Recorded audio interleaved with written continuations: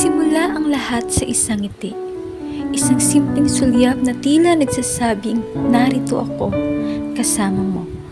Ang puso ko walang pag-aalinlangan ay sumagot. Isang malakas na tibok na sinasabing, ako'y iyo.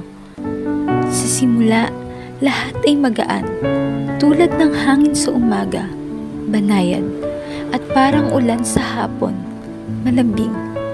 Sino mag-aakala na sa likod ng mga yakap sa ilalim ng mga bituin na ating pinagmamasdan ay may darating na unos na kapwa hindi natin inasahan?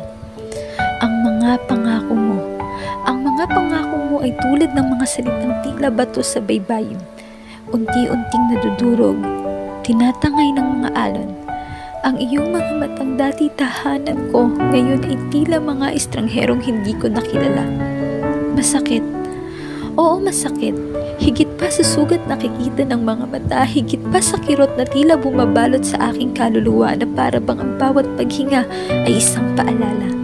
Isang paalala na hindi na kita kasama.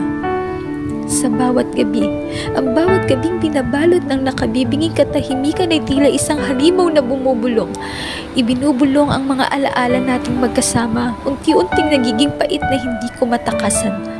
Ang mga yakap mong noon ay kahigpit, ngunit ngayon ay alaala na lamang na nag-iiwan ng lamig, hindi na init na dati nagpapasigla sa aking buhay.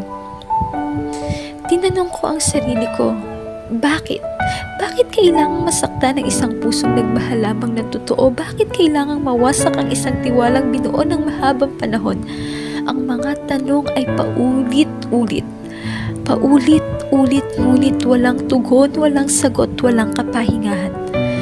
Ngunit sa bawat araw na lumilipas, sa bawat umagang muling sumisilip ang araw kahit paano, ang bigat sa aking dibdib ay unti-unting gumagaan. Hindi ko man agad napansin, pero ang sakit ay dahan-dahan. Dahan-dahan, hindi na kasing tindi tulad ng dati. Sa una, natutuhan kong patawarin ang aking sarili. Hindi ako ang dahilan ng lahat ng ito, hindi ako nagkulang sa pagmamahal ko. Pagkatapos, natutuhan kong patawarin ka. Patawarin ka hindi dahil iyon ang nararapat kundi dahil sa kailangan kong humakbang pasulong. Ang mga pilat sa aking puso, hindi ko na tinitingnan bilang tanda ng kahinaan, kundi bilang paalala. Paalala ng aking katatagan, paalala na ako'y nakaraos sa isang bagay na minsan kong inakala na hindi ko kayang lampasan. Ang sugat ay hindi naghilom sa isang iglap.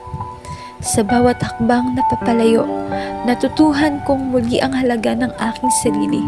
At sa wakas, ang mga luhang dati hindi ko mapigilan ay naging ulan na nagpapalago ng isang bagong ako.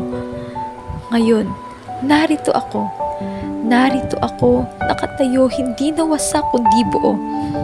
Ang sakit na minsang nagparalisa sa akin ay naging isang bahagi ng aking kwento. Hindi ito ang katapusan nito. At sa aking paghilom, natutuhan ko na hindi ang paglimot ang tunay na paglaya, kundi ang pagtanggap. Ang pagtanggap na minsan ang pag-ibig ay dumarating hindi para manatili, kundi para magturo, magpalakas, at maghanda sa isang mas maliwanag na bukas.